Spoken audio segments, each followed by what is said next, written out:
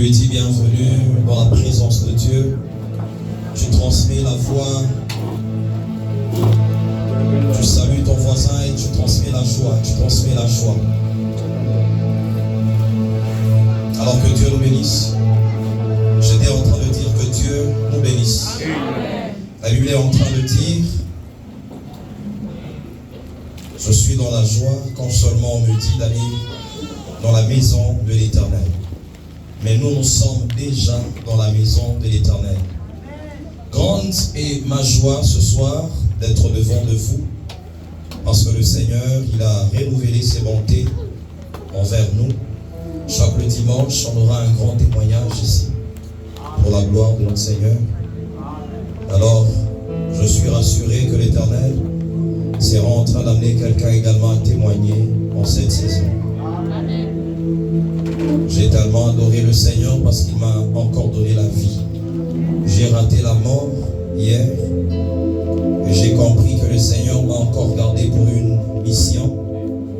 Il m'a gardé parce qu'il a encore besoin de moi. J'ai compris que la vie que tu as, c'est seulement Dieu qui te l'accorde.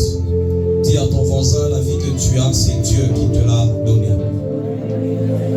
Dis à ton voisin, si tu es en vie ce soir, c'est Dieu.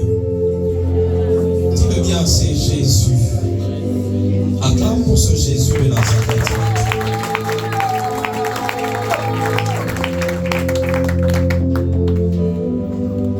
Alors nous sommes en train de parler de la délivrance.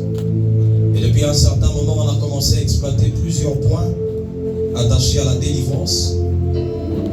Et depuis le mercredi, je m'excuse, on a commencé à parler de quoi nous sommes délivrés.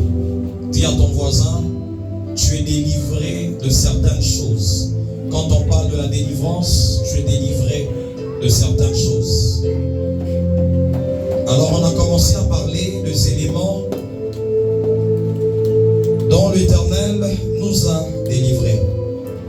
Nous avons dit que la première des choses, l'Éternel nous a délivrés de la puissance du diable, de la puissance du malin, de la puissance des esprits impurs ou des démons. La première dimension de la délivrance, elle est attachée aux esprits impurs, elle est attachée au diable. Alléluia. C'est quand on parle de la délivrance, tu es en train de voir le Seigneur qui vient t'amener à vivre la liberté, mais cette liberté est attachée aux esprits impurs, cette liberté est attachée à la puissance du diable ou au malin. Alléluia. Nous avons parlé du peuple d'Israël en Égypte.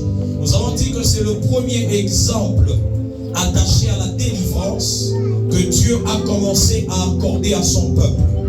Dans Exode chapitre 3, c'est Dieu lui-même qui parle à Moïse. Il dit: j'ai entendu les cris de mon peuple, j'ai vu la souffrance de mon peuple et je suis descendu moi-même pour les délivrer. C'est Dieu, il a organisé une délivrance attachée au peuple d'Israël, une délivrance pour son peuple, mais cette fois-là, c'était devant cet homme qu'on appelait Pharaon. Mais nous avons expliqué en disant que Pharaon était une représentation des divinités. La Bible dit que toutes les plaies que Dieu était en train d'infliger aux Égyptiens, c'était des jugements face aux divinités qui étaient établies sur Égypte. Nous avons dit que voyant Pharaon, ce n'était pas un homme naturel, mais c'était une incarnation de la puissance démoniaque, et il était en train de représenter les forces spirituelles qui étaient attachées à l'Égypte. Nous avons dit qu'à chaque fois que l'on parle dans la parole de Dieu d'une nation, il y a toujours un esprit attaché à cette nation. Quand on essaye de lire dans le livre de Ésaïe, c'est Ésaïe qui parle, il dit: l'esprit d'Égypte disparaîtra. C'est quand on parle de l'Égypte, on voit un esprit attaché à ce territoire, on voit un esprit attaché à cette contrée. Alléluia. Acclame le Seigneur si on avance ensemble.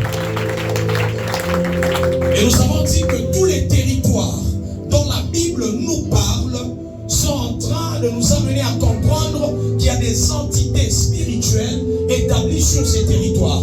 Quand on parle de Jéricho, on dit que Jéricho était barricadé et fermé, personne ne pouvait sortir, personne ne pouvait entrer. Ça, c'est un système attaché à l'esprit qui était établi sur Jéricho. Alléluia. C'est quand on parle de Jéricho, on voit un esprit qui fait assez que personne ne sorte et que personne n'entre. Et donc toutes les stratégies qui étaient utilisées par Pharaon pour maintenir le peuple de Dieu dans la captivité étaient attachées aux divinités. Nous avons parlé de 10 divinités qui étaient établies sur l'Égypte. Et nous avons expliqué en disant que même sur Babylone, on parle de Shadrach, Meshach, Abednego, on parle de Daniel. On nous dit que lorsque Daniel était à Babylone, il a commencé à prier, mais il y avait une entité spirituelle établie sur Babylone. C'est l'ange qui est en train de parler à Daniel. Il lui dit, le jour où tu as commencé à prier, ta prière a été entendue au ciel, mais j'ai été retenu pour venir donner la réponse. On dit le prince de Perse, une puissance démoniaque établie sur le ciel de Babylone, il avait maintenu l'ange Gabriel qui venait pour libérer la réponse à Daniel. Alléluia. Et nous avons compris que la première dimension de la délivrance, elle est attachée aux esprits impurs. C'est comme ça que Christ est en train de dire, il nous a donné le pouvoir de marcher sur le serpent, de marcher sur le scorpion et sur toute puissance de l'ennemi, afin que rien ne vienne nuire à notre vie. S'il y a des puissances qui sont là, on les appelle les puissances de l'ennemi. Mais je suis en train de rassurer à quelqu'un ce soir que l'Éternel nous a donné la victoire. J'étais en train de dire en cette saison, tu vivras la délivrance parce que tu comprends que le Seigneur, il nous a délivré des puissances de l'ennemi. Il nous a délivré des puissances des ténèbres. La Bible est en train de dire qu'il nous a transportés des ténèbres à la lumière ou au royaume de son Fils. C'est toi et moi, nous avons le droit de vivre la délivrance face aux esprits impurs. Alléluia. J'ai dit quel que soit le rang, quelle que soit l'autorité attachée à ces esprits, Christ nous a délivrés. C'est comme ça que la Bible dit qu'il a dépouillé les dominations. Il a dépouillé les principautés, les autorités. Et j'ai expliqué en disant, quand on parle du dépouillement, ça veut dire enlever tout ce qui était en train de faire notre autorité. Alléluia. C'est que le diable avec lequel nous combattons, Satan ainsi que les esprits impurs, sont déjà dépouillés. Christ à la croix, il était en train d'enlever les grades qui étaient attachés aux esprits impurs. Parce que même si nous les appelons les dominations, les autorités, les principautés, ils sont déjà déchus, ils ont été vaincus à la croix. Je suis en train de dire à quelqu'un, tu es plus que vainqueur. Tu vis ta victoire ainsi que la victoire de Christ, la victoire que Christ t'a accordée à la croix. C'est comme ça qu'on dit, nous sommes plus que vainqueurs. Acclame le Seigneur Jésus-Christ pour l'œuvre qu'il a accomplie à la croix. Acclame-le fortement parce qu'il a accompli une œuvre puissante à la croix. La deuxième chose, on dit que nous sommes délivrés du monde ainsi que les systèmes du monde. Dans le livre de 1 Corinthiens, chapitre 2, on est en train de nous parler de ce qu'on appelle les chefs de ce siècle. C'est-à-dire, il y a certaines puissances de ténèbres qui sont établies ici sur la terre afin de donner des principes, afin d'établir les lois. C'est ce qu'on a dit. Vous allez vous rendre compte avec moi qu'actuellement, on a voté même les lois attachées au mariage homosexuel. Toutes ces lois ne viennent pas des dieux, mais ce sont des lois qui sont établies par certaines forces spirituelles. On les appelle les chefs de ces siècles. Et c'est comme ça que quand Christ est venu, il nous a également délivré des systèmes attachés au monde.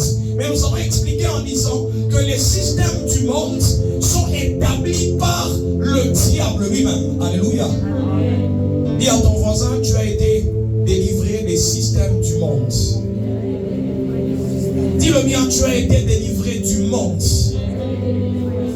Nous avons expliqué en disant que le jour où nous avons accepté Jésus-Christ comme Seigneur et Sauveur, nous appartenons à un autre royaume, qui est un royaume spirituel. C'est comme ça que Christ était en train de dire, mon royaume n'est pas de ce monde.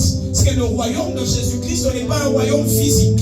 C'est comme ça que lorsqu'on cherchait à lui donner un trône en Israël, à l'établir comme étant roi en Israël, il a dit, mon royaume n'est pas de ce monde. C'est un royaume spirituel.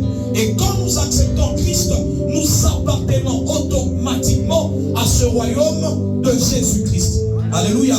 Et parce que nous appartenons à son royaume, nous commençons à vivre, nous commençons à marcher selon le système du royaume de Dieu. Parce que toi et moi, nous ne vivons plus selon le système de ce monde.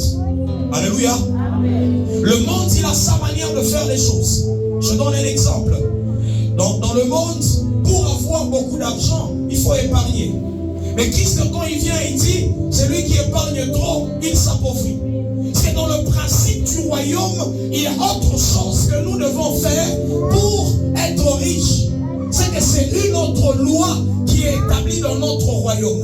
C'est là qu'on a les dîmes, c'est là qu'on a les offrandes, c'est là qu'on a les prémices, on a toutes ces choses et ces choses deviennent des principes pour nous, enfants de Dieu, étant dans le royaume de Dieu. Alléluia. Nous avons dit qu'aujourd'hui, nous sommes en train de voir plusieurs mariages connaître des problèmes. Plusieurs couples se brisent. Et pourquoi? Parce que nous ne voulons pas prendre le modèle du royaume. Il y a dans la parole de Dieu des modèles de mariage attachés à notre royaume. Alléluia. Acclame le Seigneur si on avance ensemble. Dans le livre de Matthieu chapitre 19, la Bible dit qu'on est allé voir Jésus. On dit, il y avait une femme qui avait son mari. Alors à un certain moment, son mari meurt. Lorsque le mari meurt, il y a eu ce qu'on appelle en Swahili Kupiana. On a pris cette femme par les frères de celui qui est mort, de l'aîné qui est mort, jusqu'à 7 hommes qui ont épousé cette femme. Alors on a posé la question en disant, lorsqu'on sera au ciel, cette femme, elle va appartenir à qui? Elle appartiendra à qui? Alors Jésus a dit, il a commencé à expliquer la conception du mariage par rapport à Dieu. C'est que Dieu, quand il était en train de concevoir le mariage, il avait une loi qu'il a établie sur le mariage. Matthieu 19, pour ceux qui sont en train de lire, à partir du premier verset. Il dit, il n'en était pas ainsi au début. Lorsqu'on parle après, il parle même du divorce. On dit que les hommes sont venus, ils ont commencé à poser des questions à Jésus. Il dit, pourquoi Moïse, il a prescrit d'écrire une lettre de divorce à une femme? Et Christ dit, il n'en était pas ainsi au début. Parce qu'au début, il y avait une loi établie sur le mariage, c'est qu'il n'y avait pas de divorce dans la loi de Dieu. Ça, c'est le principe de notre royaume. C'est quand tu es dans notre royaume, pas de divorce. On est ensemble. C'est ça qui doit actuellement diriger ta vie. Mais dans le système du monde, tu peux te lever un matin, tu dis, bon, je divorce, j'écris la lettre. Bon, je pense que... Et actuellement, on a même des mariages, des contrats. C'est comme ça que j'ai parlé des réseaux sociaux. J'ai dit actuellement, nous sommes guidés par les réseaux sociaux. C'est comme si a publié Kakintu, par statut Yangu, journée à quoi bien. Quand je me lève le matin, je ne cherche pas d'abord quelle est la pensée de Dieu qui doit m'orienter en cette journée. Mais il pique un mêlé. Vous savez, quand je parle, j'entends quelqu'un qui chante dans son cœur. Un chant d'anniversaire. Nakapicha Kangu, Nakapost. Mais c'est de ce côté. J'ai entendu quelqu'un qui chantait ça dans son cœur. Alléluia.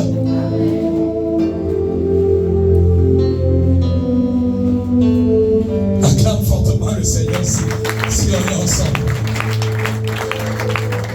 Alléluia. Si tu n'as pas encore posté aujourd'hui, tu n'es pas quoi? Le train de ce monde. Le système du monde. Alléluia. Amen. À partir de ce soir, que l'Éternel te délivre de tout système du monde au nom de Jésus. Amen. Tu ne marcheras plus selon le train de ce monde.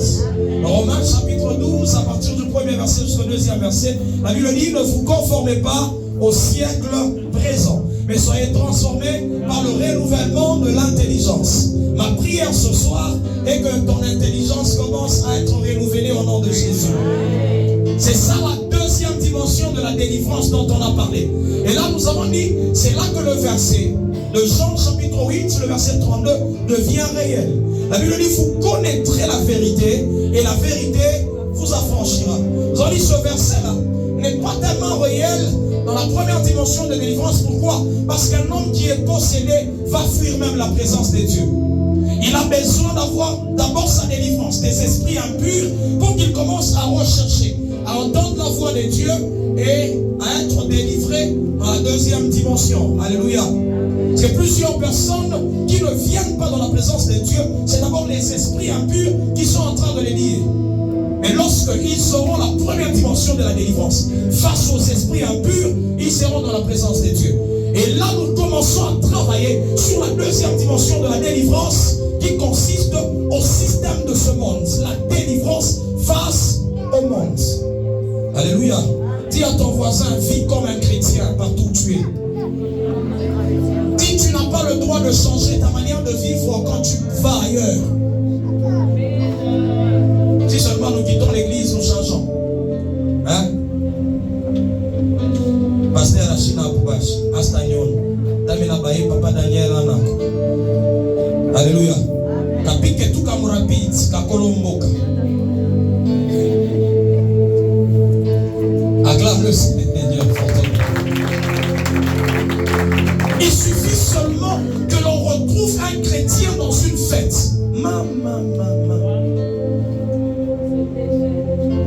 C'est l'homme qui dirait à l'église: on n'a pas le droit de danser. Qui t'a interdit de danser à l'église?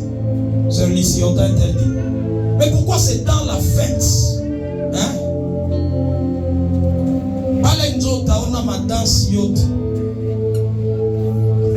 Vous savez, j'entends beaucoup de chants. Hein, Béa? C'est ça le chant qui compte. Alléluia. Le chrétien, quand la fille coule le tournis, acclame fortement d'abord pour toi-même. Parce que tu ne vivras plus selon le système du monde. C'est une dimension de délivrance. C'est une dimension de délivrance.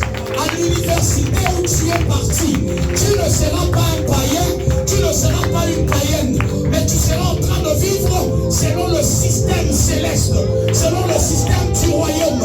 Je suis en train de prier pour toi que le monde ne vienne pas encore. Oh, que le monde ne te ramène pas dans la captivité, que le monde ne te ramène pas dans la captivité. Dans le nom de Jésus, dans le nom de Jésus.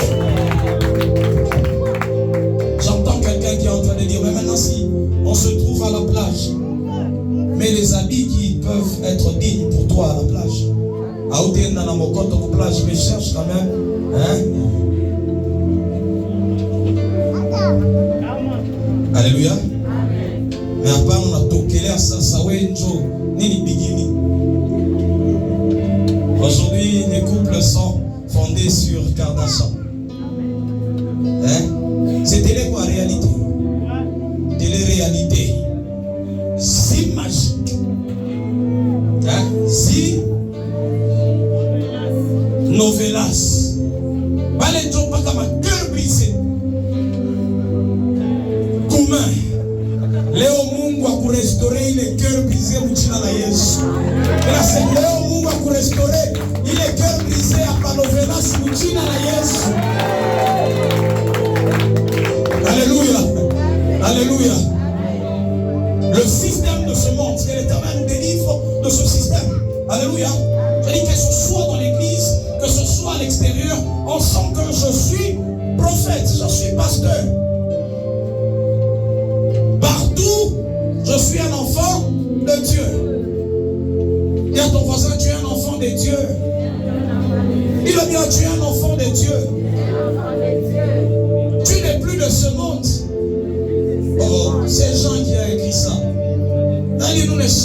de ce monde.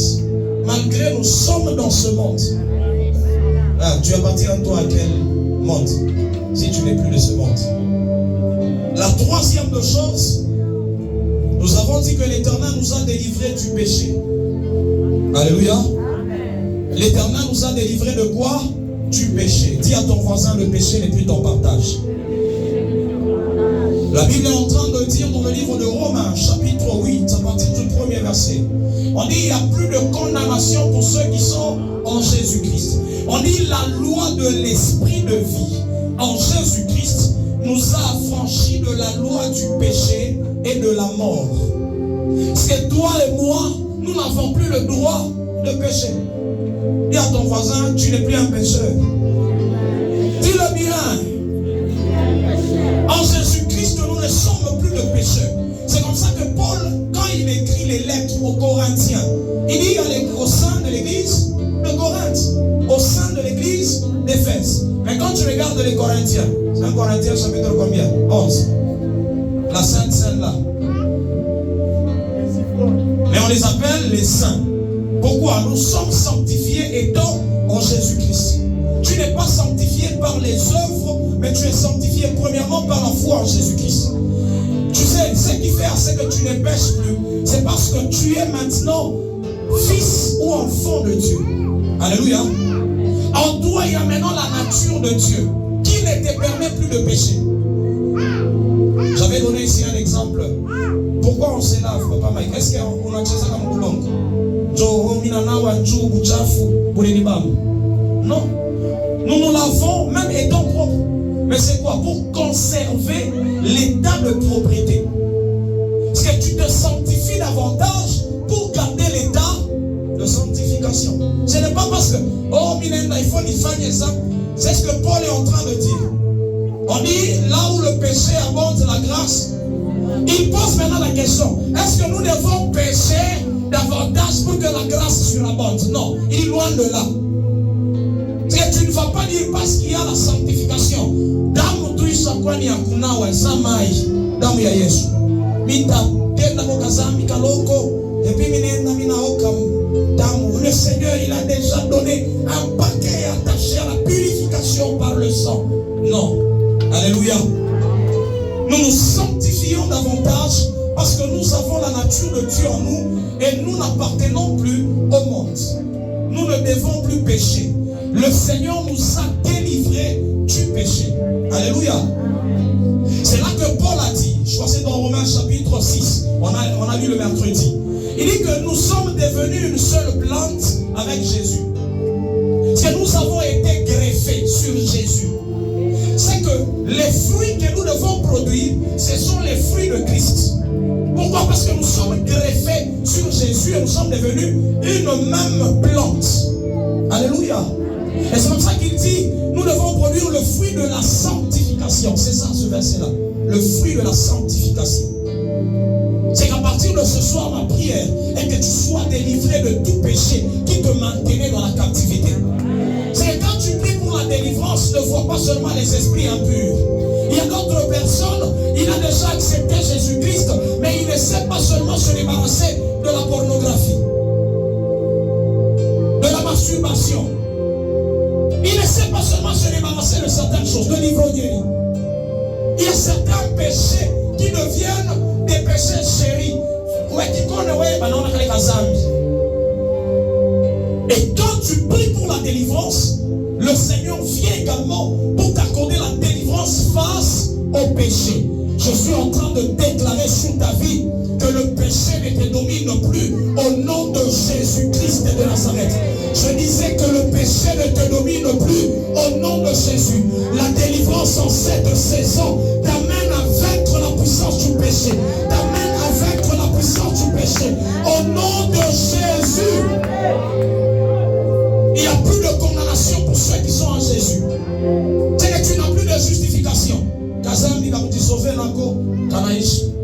Délivrance. Alléluia. Amen. Tu pries pour tes pensées, toute pensée impure, toute pensée de péché, que ces pensées commencent à être ramenées captives à l'obéissance de Christ.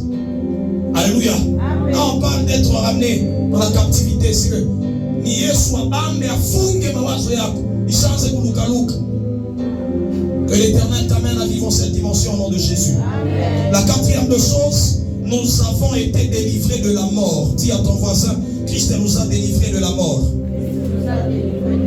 C'est que toi et moi, nous n'avons plus peur de la mort. Dis à ton voisin, ne crains plus la mort.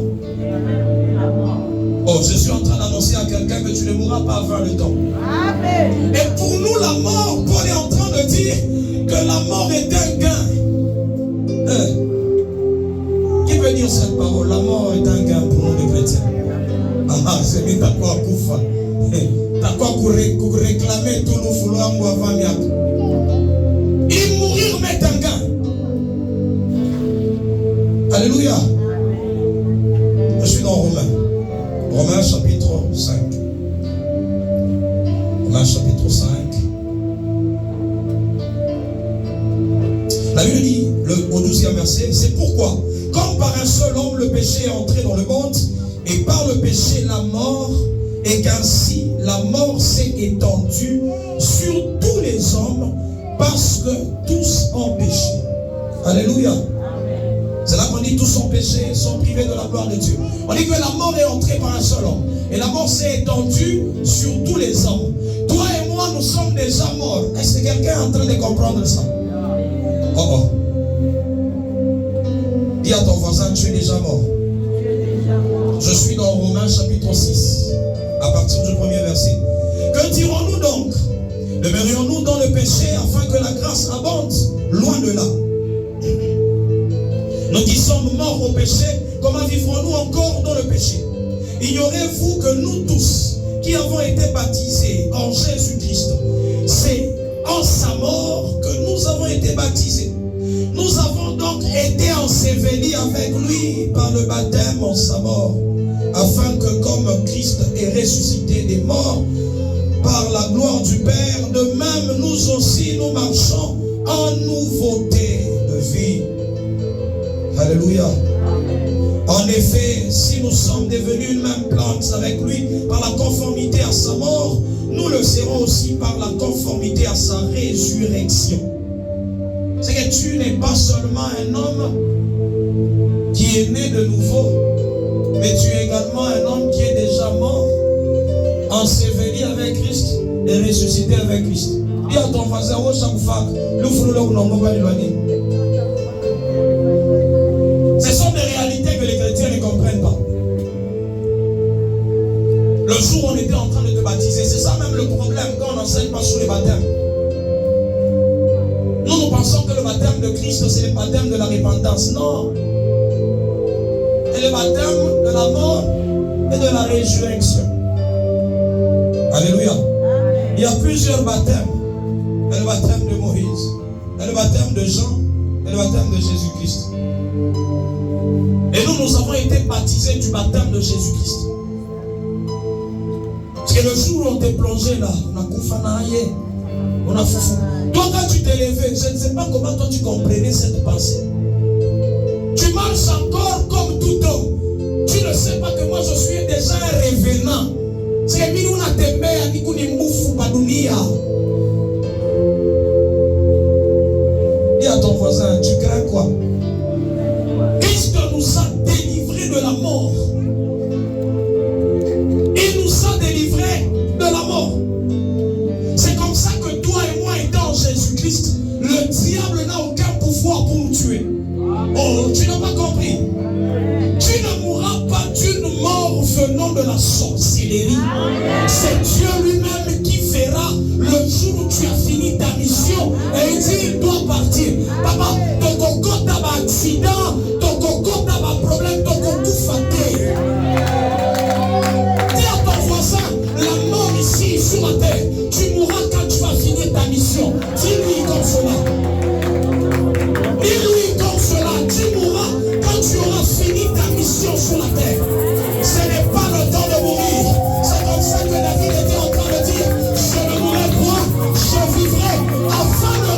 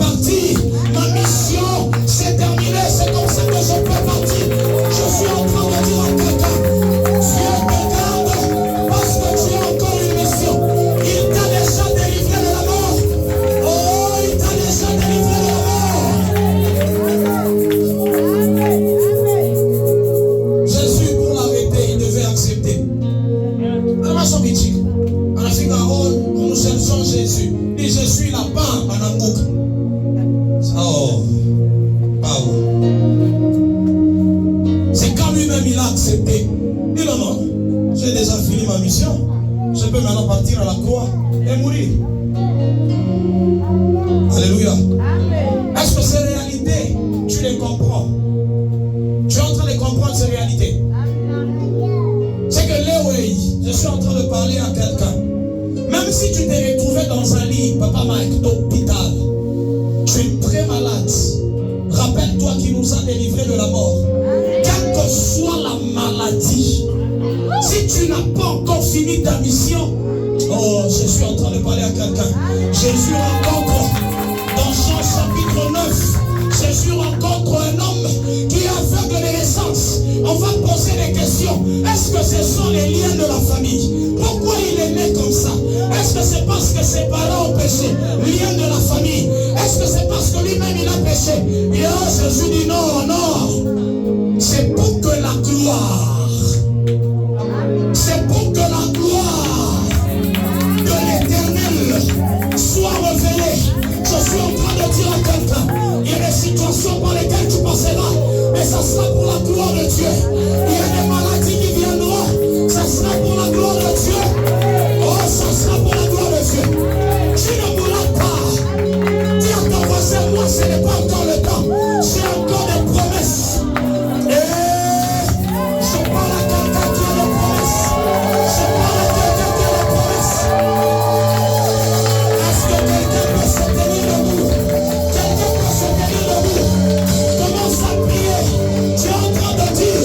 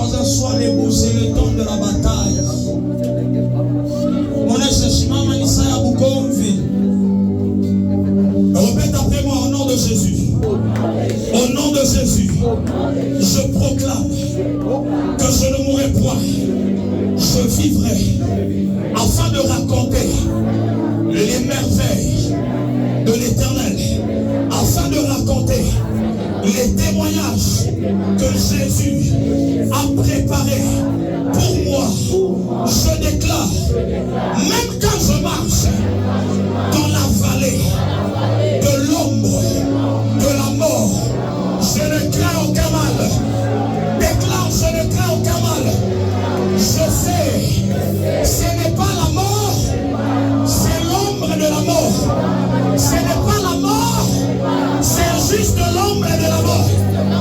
C'est pourquoi je ne crains aucun mal, car je sais que tu es avec moi. Seigneur, sois avec moi dans mon travail, dans mon mariage. Délivre-moi de l'ombre de la mort, de l'ombre de la mort, de l'ombre de la mort. Commence à battre les tes mains et tu dis à Dieu, délivre-moi de l'ombre de la mort. Je suis en train de voir quelqu'un qui était en train de passer par l'ombre de la mort. Ce n'est que l'ombre. Ce n'est pas la mort, c'est l'ombre de la mort.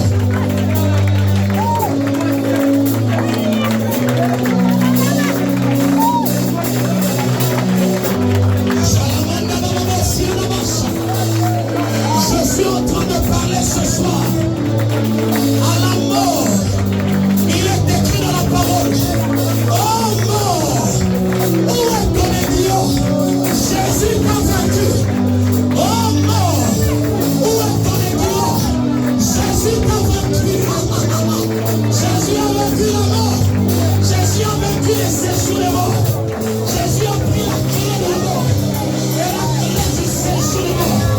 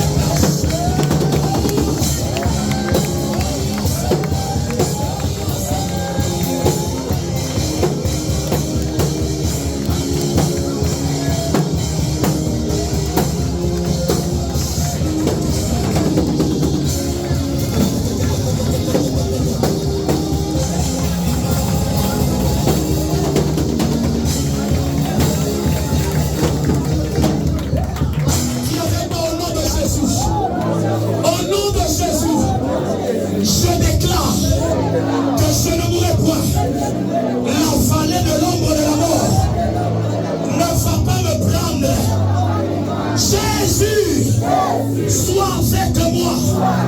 Car il est écrit, même quand tu traverses le feu ne va pas t'embraser. Même quand tu traverses les eaux ne vont pas te submerger. Car moi l'Éternel, je serai avec toi. Père, à partir de ce soir, je demande ta présence dans ma vie, ta présence, la présence de tes anges. Oh, la présence de tes anges. Père, ce soir, active les anges dans ma vie, dans ma famille, comme cet homme de pierre. Même si j'étais dans une prison où on attendait me tuer, ce soir, que l'ange de la délivrance, attaché à la mort, entre dans ma vie, ouvre les prisons, commence à me libérer, commence à me libérer. Je déclare que les liens de la mort qui m'avaient environné commencent à se rompre, commencent à se briser, commencent à se briser, commencent à briser les liens de la mort.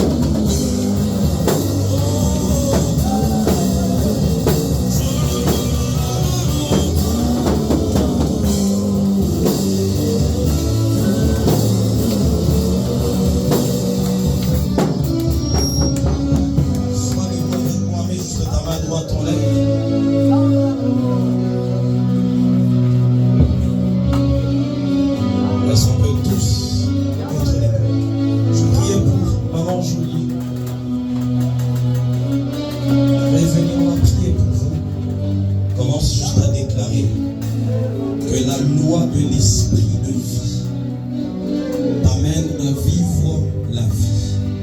Alléluia. Commence à déclarer à partir de ce soir la loi de l'esprit de vie. Commence à me délivrer de la mort. Commence à me délivrer de la mort. Nous sommes en train de prier pour votre maison. Que la mort n'entre pas dans votre maison. Parce qu'il y a un esprit de mort. Il est en train de chercher à prendre quelqu'un. Mais nous, tout le monde. Alors nous allons arrêter cette mort-là. Nous allons arrêter cet esprit de la mort. Commence à déclarer où tu es.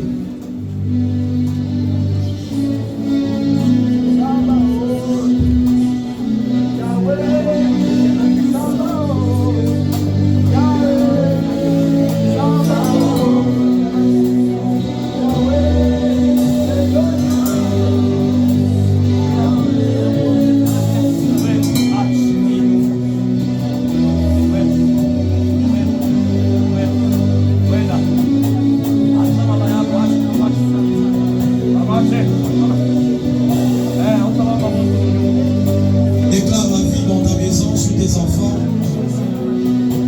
Déclare.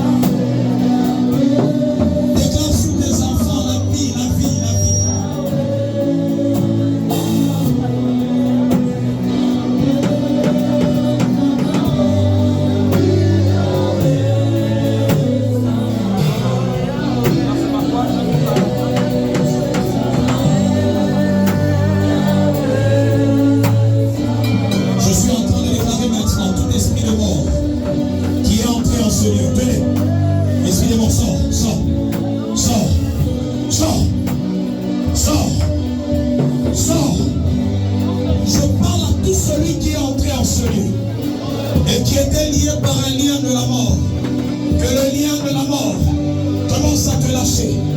Commence à parler à ce lien de la mort de commencer à te lâcher.